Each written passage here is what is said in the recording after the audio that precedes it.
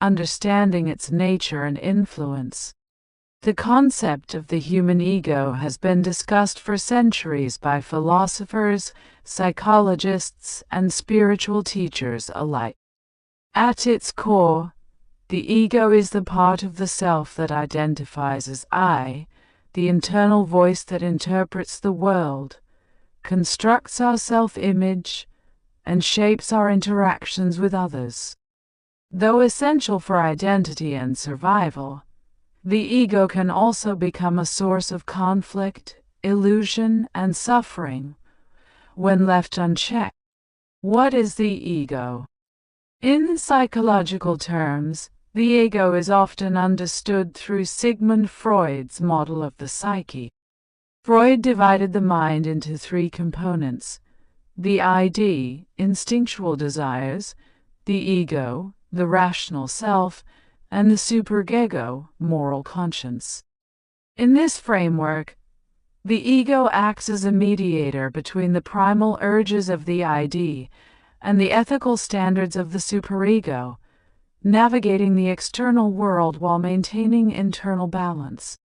However, in spiritual and philosophical contexts, such as in Buddhism, Hinduism, and the teachings of Eckhart Tolle or Carl Jung, the ego takes on a different meaning. It is seen as the false self, a mental construct that confuses identity with thoughts, emotions, roles, or possessions. This ego clings to separateness and resists change, often leading to anxiety, pride, and suffering.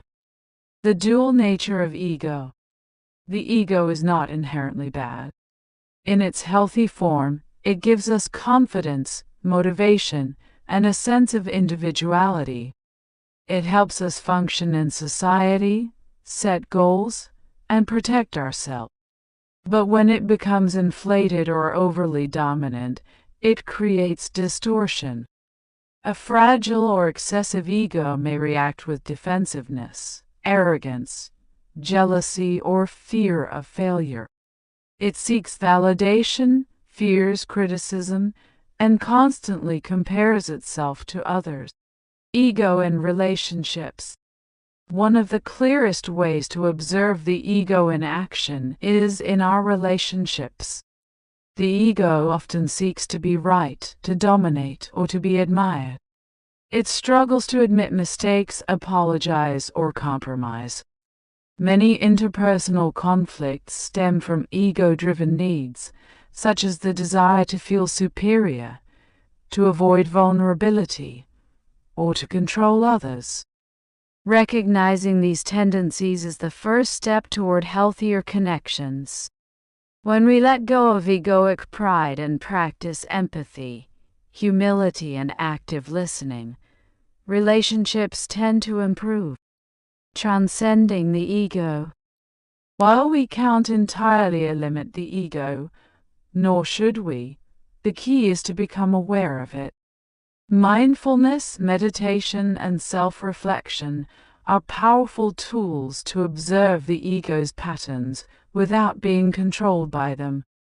By recognizing the ego's voice as just one part of our consciousness, we begin to connect with a deeper sense of self, one rooted in presence, compassion, and interconnection.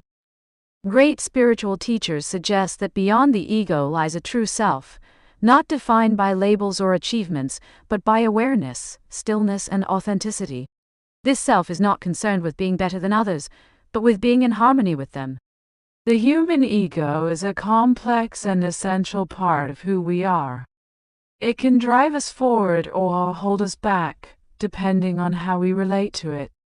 Understanding the ego, its functions, limitations, and illusions, is a crucial step in personal growth. By becoming more conscious of its influence, we can live more freely, love more deeply, and engage with the world more authentically.